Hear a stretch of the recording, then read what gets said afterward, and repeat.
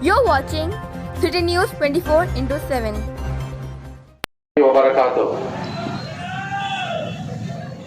फर्ज से पर्दा सुनने वाली मेरी इज्जत माओ बहनों और डाइस पे तशरीफ फरमा आजमपुरे के तमाम जिम्मेदार और आजमपुरे की तमाम आवाम, सबसे पहले तो मैं अल्लाह रब्बुल इज़्ज़त का शुक्रिया अदा करूंगा कि उसने अपने हबीब के सदक़े तुफ़ैल में फिर से एक बार मेरी अहलिया को यहाँ से मजलिस इत्तेहादुल मुस्लिमीन के टिकट पर इलेक्शन लड़ने का मौका मिला है।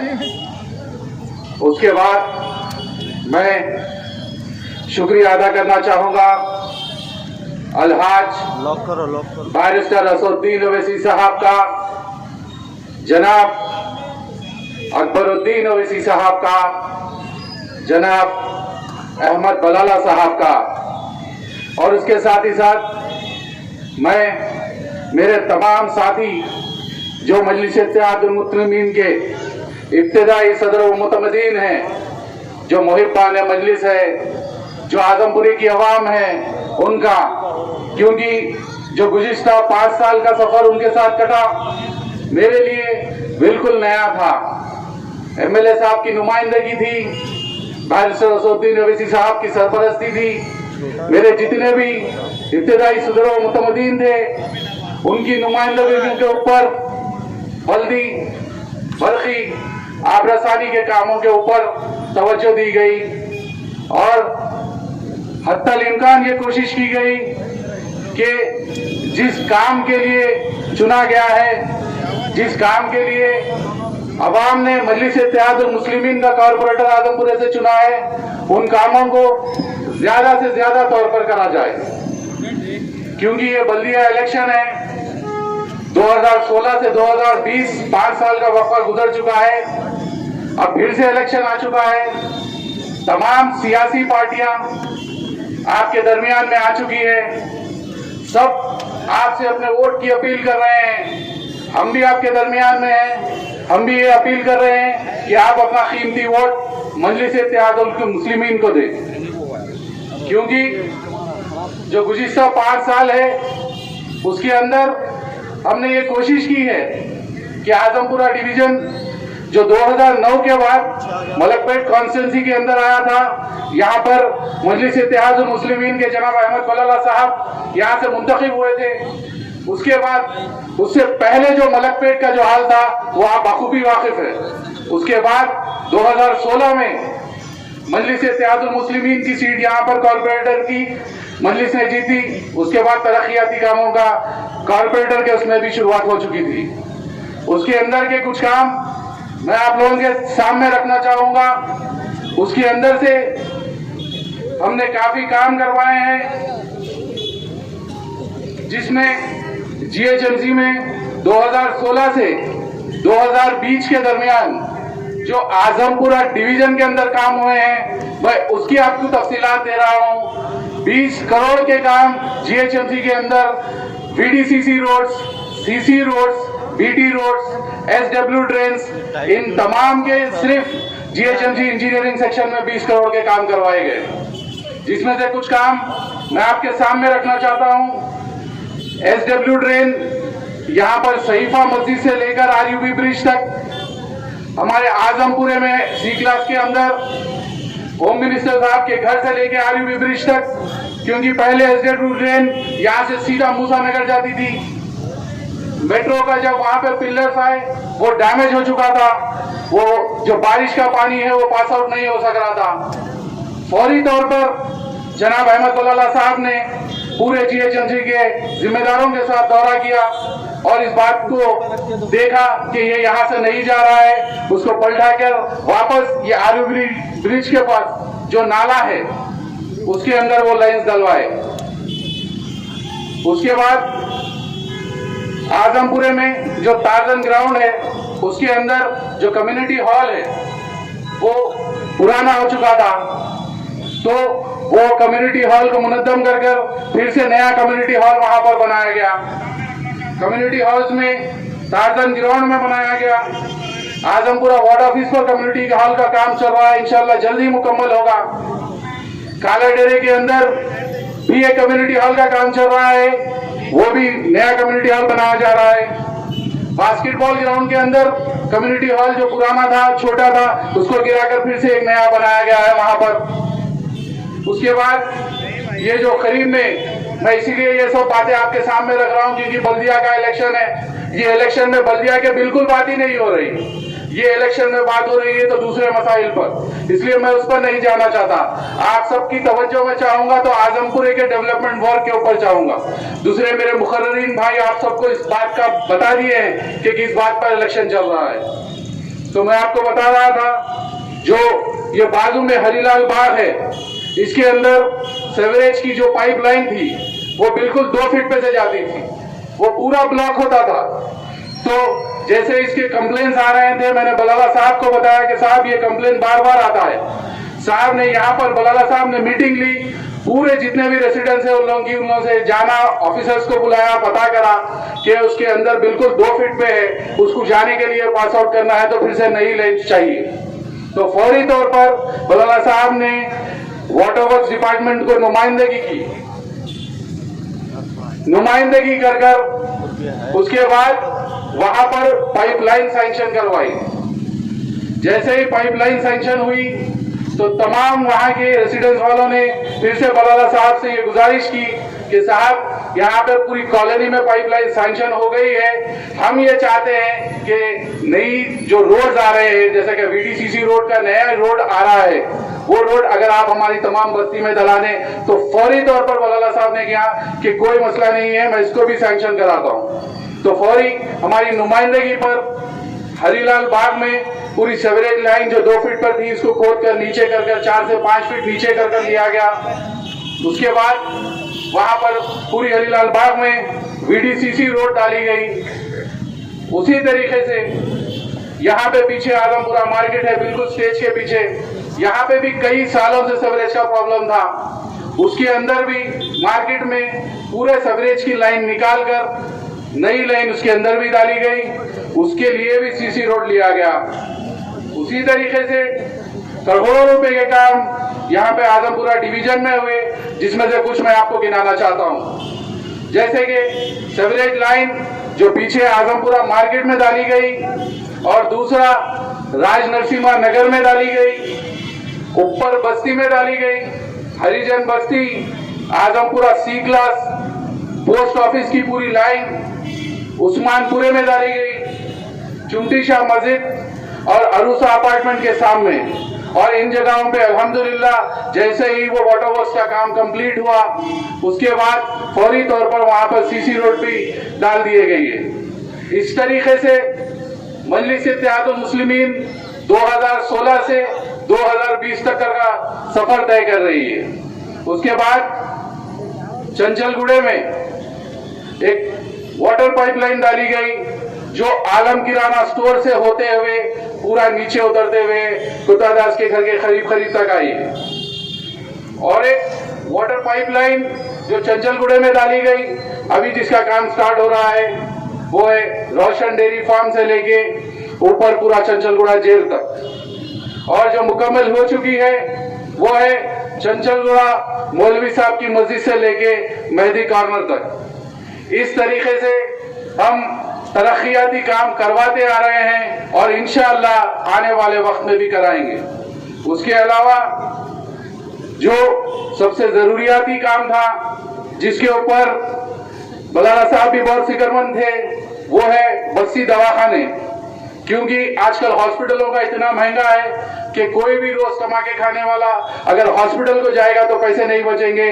उसके लिए वो, क्योंकि यूपीएससी हॉस्पिटल ऑलरेडी दूध खाने के पास पुराना था, लेकिन उसके बावजूद हमने कोशिश कर एक बस्ती दवाखाना कमल नगर में खुलाया था। उसके बाद फिर से दूसरा बस्ती दवाखाना हमारी कामयाब नुमाइंदगी के साथ काले डेरे के अंदर खुला। ये मजलिस-ए-इत्तेहादुल मुस्लिमीन का सफर है पिछले 5 सालों का, आजमपुरा डिवीजन का। उसके अलावा नौजवानों के लिए यहाँ पर शोएब मेमोरियल ग्राउंड में हालिया में ओपन एयर जिम डाला गया। उससे हटके लेडीज के लिए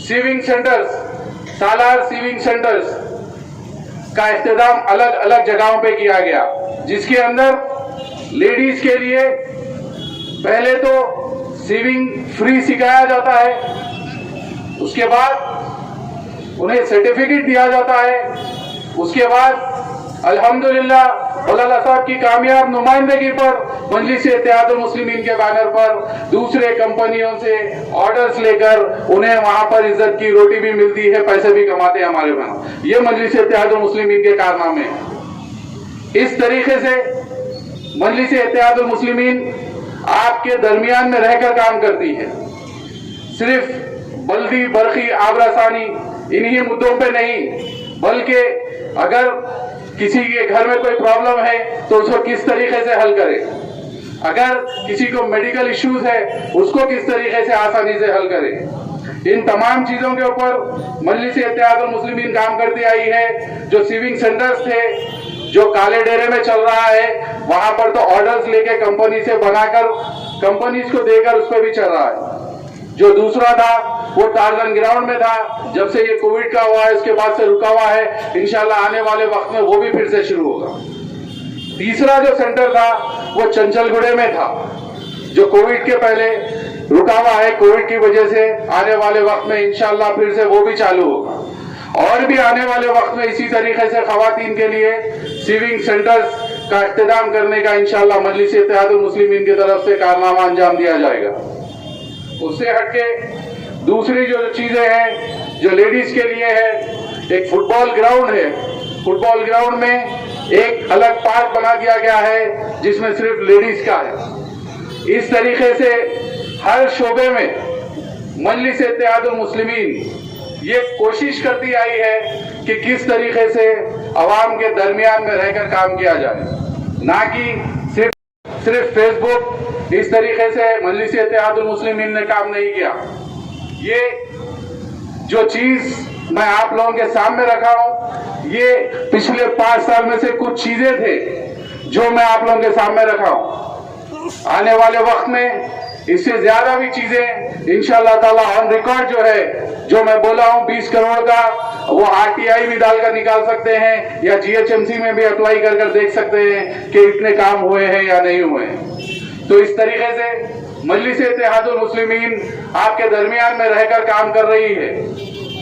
और इन तमाम चीजों से हटकर हालिया में जो कोरोना वबा आई थी, उस वबा में जब तमाम दुनिया के अंदर ये अफरा तफरी मची थी कि मेरी जान मैं कैसे बचाऊं, मेरे घर वालों को कैसे बचाऊं, मेरे खानदान वालों को कैसे बचाऊं, मैं इससे कैसे बच के रहूं, उस अफरा तफरी के दौर में भी अलहाज बैरिस्टर असदुद्दीन ओवैसी साहब का एक बयान आता है कि ये तमाम चीजें तो चलती आई हैं, चलती रहेंगी, लेकिन इस दौर में जो ये कोरोना का दौर है, मजलिस-ए-इत्तेहादुल मुस्लिमीन के एमएलएस, एमएलसीज, कॉर्पोरेटर और तमाम इब्तिदाइयों को ये हिदायत दी जाती है कि आप अपने घरों से निकलें, लॉकडाउन है, बंद है, गरीब अपने घर से निकल के कमा नहीं सक रहा,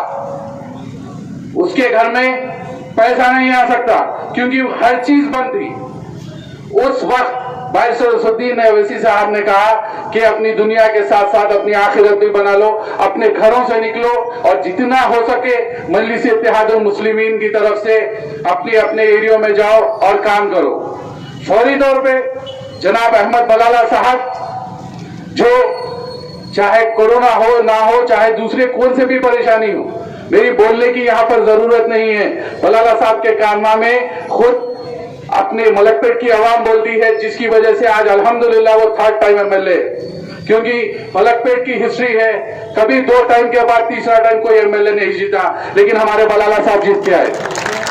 ये मजलिस की कामयाब नुमाइंदगी। इस तरीके से मजलिस यहाँ पर काम करती आ रही है।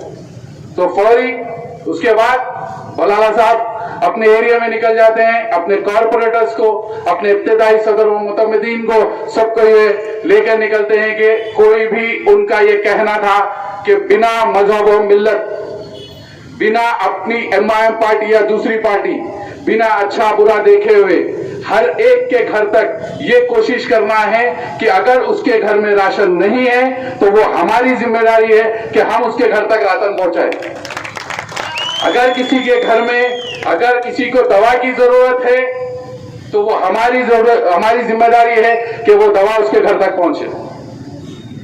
तो हम उस कोरोना के उस दौर में जिसमें सबको अपनी जान की फिक्र थी, ये मुझे बताते हुए खुशी हो रही है जब बलाला साहब अपने तमाम कॉर्पोरेटर्स को, इब्तिदाई सदर व मुतमदीन को लेकर ग्राउंड पे थे, जब हमने अपनी जानों की परवाह नहीं की, हमने अपनी फैमिली की परवाह नहीं की, हमने जब अपने सदर का हुक्म मानते हुए रोडों पर निकल गए और ये कोशिश की कि रात के 2 क्यों ना बजे, अगर बलाला साहब को कॉल आता रात के 2 बजे कि मेरे पास राशन नहीं है, वो फौरी तौर पर कॉल करते कि फलाना जगह अबरार, ये नंबर मैं आपको भेज रहा हूं, 5 मिनट में आप वहां पहुंचेंगे, उनको राशन देंगे और मेरी उनसे फोन पे बात कराएंगे। ये बलाला साहब की नुमाइंदगी।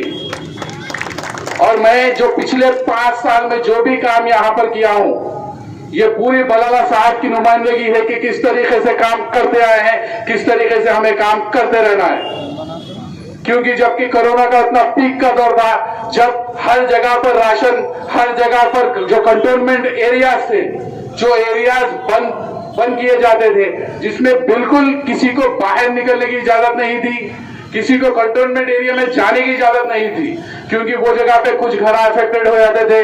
वो कोरोना वायरस इतना तेजी से फैल रहा था कि कोई वहां जा नहीं सकता था। अल्हम्दुलिल्लाह मजलिस इत्तेहादुल मुस्लिमीन वहां पर भी गई, उनके भी घरों में गए, उनके भी घरों में राशन दिए। ये आप सिर्फ मेरे बोलने से नहीं है, आजकल फेसबुक है, सोशल मीडिया है, पूरे रिकॉर्ड रहते हैं उस पर। मैं आज बोल दे रहा हूं तो आप चेक करेंगे, आपको खुद को मिल जाएगा।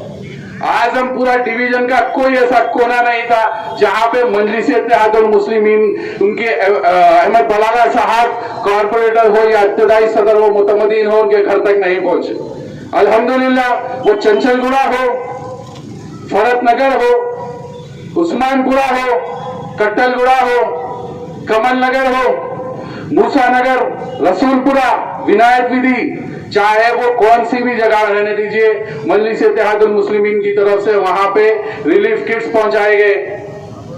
कंटोनमेंट एरियाज में जहां कहीं भी जरूरत पड़ती थी वहां पर राशन को लेके जाकर दिया गया। कई ऐसे कॉल्स आए कि घर में छोटे बच्चे हैं, दूध की जरूरत पड़ रही है, तो अल्हम्दुलिल्लाह वहां पर दूध के पैकेट्स भी लेके जाकर दिए गए। कई ऐसे मुकामात पे कंटोनमेंट एरियाज में जहां पे बुजुर्ग हुआ करते थे, जिनकी तबीयत खराब की वजह से उन्हें मेडिकल की जरूरत, आपके दवाइयों की जरूरत पड़ती थी, मेडिसिन की, वहां पर मेडिसिन तकसीम किए गए। तो बताने का मकसद ये है कि मजलिस इत्तेहादुल मुस्लिमीन सिर्फ बल्दी, बरखी, आबरासानी या फिर दूसरे, या जैसे कि इलेक्शन आ गया उठ के आ गए, वैसी जमात मजलिस इत्तेहादुल मुस्लिमीन नहीं है। मजलिस इत्तेहादुल मुस्लिमीन जिस तरीके से काम करती आई है, आने वाले वक्त में उससे ज्यादा अच्छे तरीके से काम करेगी। और दूसरी चीज जो कोरोना का था, उसके अंदर सबसे इंपॉर्टेंट बात कि कोरोना में हम जिस तरीके से फिरे, हमने अपने कई साथी भी खो दिए हैं। जैसे कि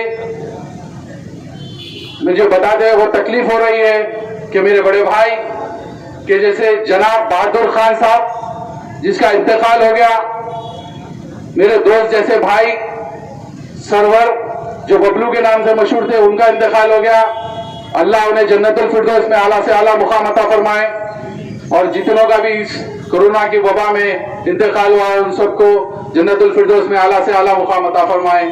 क्योंकि वो हमेशा हर कोविड के काम में जहां कहीं भी स्प्रे होता था या राशन देना रहता था या मेडिसिन देना रहता था, वो मेरे साथ खांधे को खांधा लगा के चलते थे। जिस वक्त मुझे हुआ था कोरोना, जब बहादुर भाई भी हॉस्पिटल में थे और हमारे मरहूम सरवर भी हॉस्पिटल में थे, आप तमाम की दुआओं से मुझे शिफा मिल गई और वो अल्लाह को प्यारे हो गए। तो हमने मजलिस-ए-इत्तेहादुल मुस्लिमीन ने इस कोरोना की वबा में अपने जानशीनों को भी खोया है। मेरे मासूम बच्चों को भी कोविड हुआ था, लेकिन आप सबकी दुआ थी, मेरे वालिद साहब को भी हुआ था, ऐसे कई घरों में हुआ। किसी को शिफा मिल गई, कोई अल्लाह को प्यारे हो गए। उस वक्त में भी अल्लाह का करम है कि कभी मजलिस-ए-इत्तेहादुल मुस्लिमीन पीछे नहीं हटी। जितना क्वारंटाइन का वक्त था उतना वक्त मैं घर में था। मैं आपको बता दूं, कई लोगों को यह नहीं मालूम होगा कि जनाब अहमद बलाला साहब को भी इफेक्ट हुआ था, उन्हें भी इन्फेक्ट हुआ था। उसके बावजूद भी, इन्फेक्ट होने से पहले भी बलाला साहब कभी नहीं सोचे कि घर में रुकना है, ये वबा से दूर रहना है। इन्फेक्ट हो चुके थे, उसके बाद उनकी सब मेडिसिन वो चल रहे थे, उसके बावजूद भी उसके बाद फिर से वो आवाम के दरमियान में आकर आज तक आप लोगों के दरमियान में, ये मजलिस-ए-इत्तेहादुल मुस्लिमीन के काम करने का तरीका।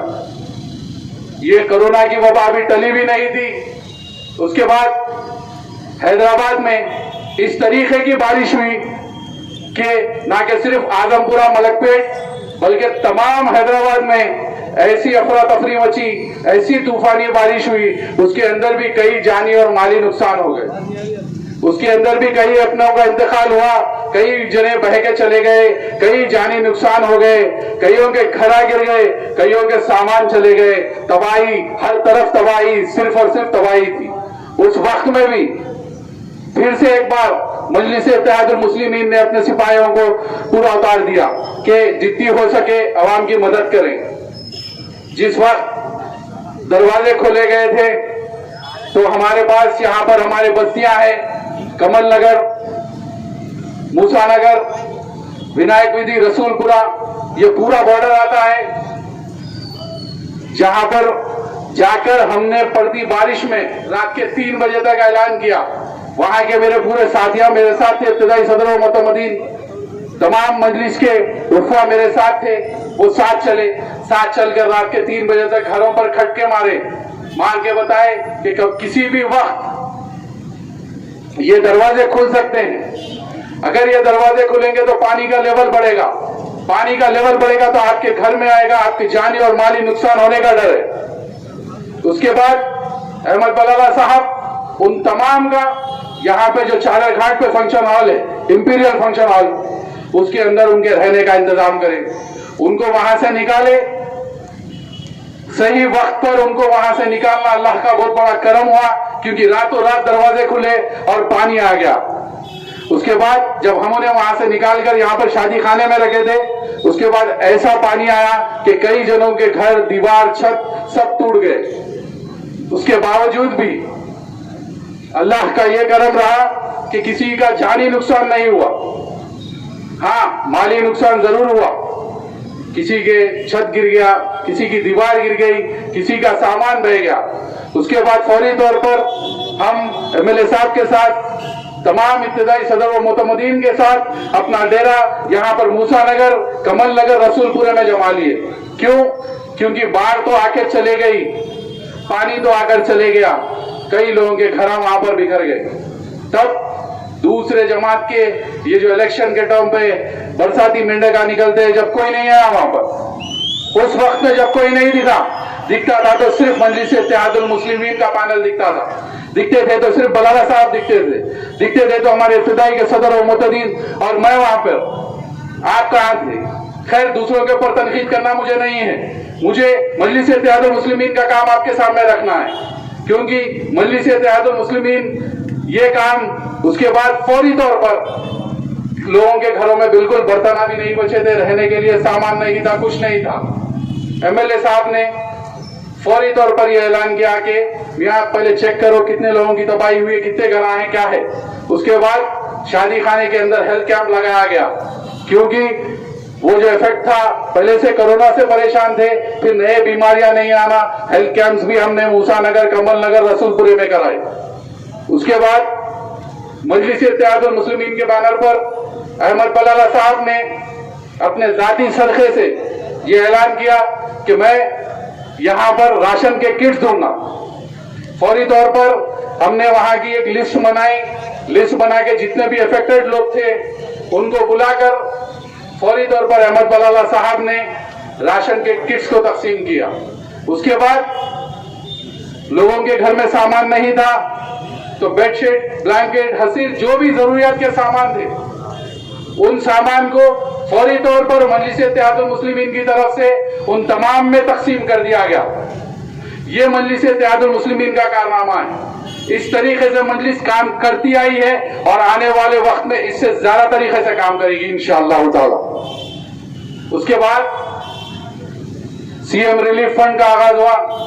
ये बताया गया कि 10,000 रुपए कैश हर घर को दिया जाएगा। फौरी तौर पर एमएलए साहब ने एक मीटिंग ली, पूरे अपने इब्तिदाई सदर और मोतमदीन और हमारे साथ लेकर बताए कि मियां ये स्कीम आ रही है, जितना ज्यादा से ज्यादा हो सकता है अपनी आवाम का यहाँ पे फायदा करना है। क्योंकि होता ये है कि कई सारे स्कीम्स है गवर्नमेंट में, लेकिन वो स्कीम्स का हम फायदा नहीं उठाते क्योंकि हम उसकी जो पैरवी है वो करते नहीं, जब करते हैं तो वो मिलती नहीं। लेकिन बलाला साहब ने अपनी जाती उसके अंदर जुस्तजू से सुबह के 8 बजे से जो फील्ड पे रहते थे तो रात के 3 बज जाते थे, तो भी वो फील्ड पे रहते थे। चाहे वो रेवेन्यू के ऑफिसर्स हो, जीएचएमसी के ऑफिसर्स हो या कोई दूसरा डिपार्टमेंट हो, उन लोगों के साथ मिलकर, जोनल कमिश्नर के साथ मिलकर, डिप्टी कमिश्नर के साथ मिलकर रोडों पर, घरों पर जाकर हमने वहां पे इंक्वायरी की। जो एरिया था अफेक्टेड वो हमें पता था, वहां पर जाकर एक एक डोर के ऊपर मैं आपको बताते हुए मुझे ये खुशी हो रही है कि मलकपेट डिवीजन में जो भाई सरसुद्दीन अवैसी साहब ने बिहार में कहा था कि 16 करोड़ से ज्यादा बलाला साहब के डिवीजन में बलाला साहब बांटे हैं, तो उसके अंदर जो सबसे ज्यादा पैसे बढ़े थे वो आजमपुरा डिवीजन में 5,000 से ज्यादा घरों को, यानी कि 5 करोड़ से ज्यादा सिर्फ आजमपुरा डिवीजन में बढ़े थे। ये इस तरीके से यहाँ पर काम होता आ रहा है और आने वाले वक्त में इंशाअल्लाह इसी तरीके से काम होते रहेगा। आज भी हमारा दौरा था मूसा नगर में, हमारे एक साथी रिपोर्टर थे। जब वहां पर असदुद्दीन अवैसी साहब ने वो बात कही थी तो कईयों को वो चीज हजम नहीं हुई थी। अरे ऐसा कैसा होता, इतने करोड़ कैसा बांटते थे, ऐसा कैसा करे। जब वो रिपोर्टर खुद वहां पर आए, वो हमारे साथ दौरे में थे, वो इंस्पेक्शन में देखे, एक एक छोटे छोटे घर में एक एक फैमिली है, एक बाड़ा है, उसके अंदर 10-10 फैमिलीज है, दिखने को बाहर से एक ही घर दिखता। तो यहाँ पर आजमपुरा डिवीजन में ऑलमोस्ट जो काम हुआ था, जो हमारे नीचे के बस्तियों में इधर उधर जहां पर भी हम काम कर रहे थे, तकरीबन जगहों पर वहां पर हमने डोर्स के ऊपर एक सीरियल नंबर डाला था। जिस तरीके से बल्दिया का नंबर आता है 16-7-so, हम वहां पर जो जहां से स्टार्ट लेते थे वहां पर नंबर 1, नंबर 2, नंबर 3 डालते थे। तो आकर वो मीडिया वाला खुद देखकर बेचारे उन्होंने खुद बोले वाकई यहाँ पर 16 करोड़ से ज्यादा पैसे बटे हैं और आजमपुरे में 5 करोड़ से ज्यादा बटे हैं। जिस तरीके से यहाँ पर दिख रहा कि काम दिखता है, वो कहते हैं ना कि काम बोलता है, उस तरीके से आजमपुरे में काम हुआ है। कोई भी चीज ऐसा हाइड एंड सीक नहीं है कि हम बोल दिए, आप सुन लिए, उसके बाद खत्म। जो भी मैं यहाँ पर आप लोगों के सामने रखा हूं वो ऑन रिकॉर्ड है, सोशल मीडिया पर है, हर चीज में है। तय करना है तो बस आपको, और मुझे पूरी उम्मीद है कि इस टाइम इंशाअल्लाह यहां से सिर्फ मजलिस इत्तेहादुल मुस्लिमीन सिर्फ जीतेगी नहीं, भारी से भारी अक्सरियत से जीतेगी इंशाअल्लाह। क्योंकि जिस हिसाब से काम किया है, आने वाले वक्त में ये नीयत है कि उससे ज्यादा और बढ़ चढ़ कर काम करे। क्योंकि एक चीज में, मेरे नौजवान भाई यहाँ पर मौजूद है, मेरे बुजुर्ग हैं, मेरे पर्दा नशीन बहने घर में बैठकर सुन रहे हैं, मैं आप सबको एक चीज इंपॉर्टेंट ये बताना चाहूंगा कि ये इलेक्शन मशीन पर, इलेक्ट्रॉनिक मशीन पर नहीं हो रहा है जिसमें जाकर सिर्फ बटन दबाना है और आ जाना है। ये इलेक्शन जो गुजिस्तान में होता था 2009 से पहले जब का इलेक्शन था, जब का इलेक्शन है कि आप जाएंगे पोलिंग बूथ पर, वहां पर आपको एक सामने पेपर रहेगा, उसके ऊपर तमाम पार्टियों के निशान रहेंगे, जिसमें पहली तारीख के दिन वोटिंग है और अल्हम्दुलिल्लाह पहले नंबर पर मजलिस इत्तेहादुल मुस्लिमीन का निशान पतंग है। पहली तारीख वोटिंग और पहले नंबर पर मजलिस इत्तेहादुल मुस्लिमीन का निशान पतंग है। तो आपको करना यह है कि वहां पर उसका स्टैंप रहेगा, वो लेकर उसके बाजू लगाना है। उसकी इंक फौरी अगर आप मोड़ देंगे तो एक दूसरे को लग जाएगा, हो सकता है कि वो वैलिड भी ना हो वोट, तो जल्दबाजी ना करें। उसके बाद आराम से उसको बंद करें, उसके बाद उसके अंदर डाल दें।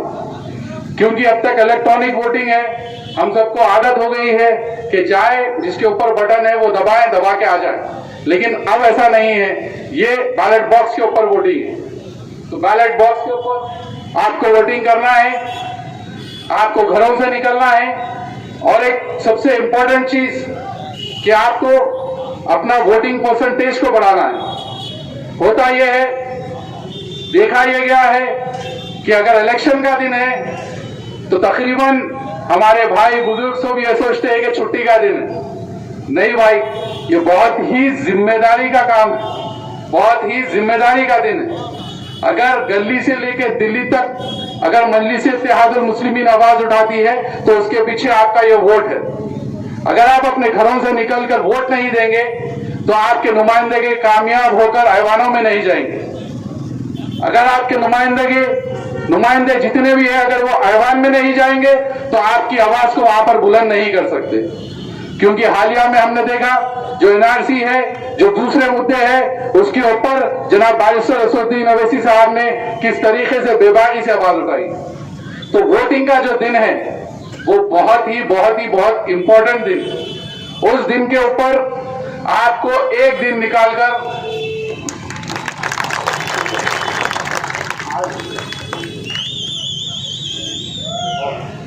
उस दिन के ऊपर आपको अपने घरों से निकलना है। अव्वलीन वक्त में अपने घर वालों को निकालना है। पहले आप अपनी जिम्मेदारी पूरी करें, उसके बाद अपने घर वालों की जिम्मेदारी पूरी करें। उसके बाद मेरी आपसे फिर से एक अपील है कि आपकी जिम्मेदारी यहाँ खत्म नहीं होती है। आप उसके बाद अपने अड़ोस पड़ोस में जितने भी आपकी गली वाले हैं, आप बराए मेहरबानी उनके घर पे जाएं, उनको उठाएं, उनको एक अदबन रिक्वेस्ट करें कि भाई आप अपने पोलिंग बूथ तक चले, आप अपने वोट का इस्तेमाल मजलिस इत्तेहादुल मुस्लिमीन के हक में करें। तो मेरी आप तमाम मेरे बुजुर्गों, भाइयों, मेरे पर्दा नशीन बहन जो घरों में बैठ के सुन रहे हैं, उन तमाम से एक अपील है कि पहली तारीख के दिन अपने घरों से निकलें, अव्वलीन वक्त में अपने पोलिंग बूथ तक जाएं। और एक दूसरी चीज, अगर किसी को आपकी चिट्ठी नहीं पहुंची तो आप मलाला साहब से भी फोन करके बात कर सकते हैं, आप मुझसे भी पूछ सकते हैं, या आपके जो भी एरिया में जो भी एक्टिव रीडर्स है, हमारे इब्तिदाई के सदर व मुतमदीन है, आप उनसे भी राब्ता कर सकते हैं। वो इंशाल्लाह अगर आपकी चिट्ठी आपकी घर तक नहीं आई तो वो आपको पहुंचाएंगे इंशाल्लाह ताला, और आपको ये बताया जाएगा कि आपका बूथ फलाने ये जगह पे है, आप यहाँ पर पहुंच के आपका वोट डाल सकते हैं। इसकी भी सहूलत है इंशाल्लाह ताला।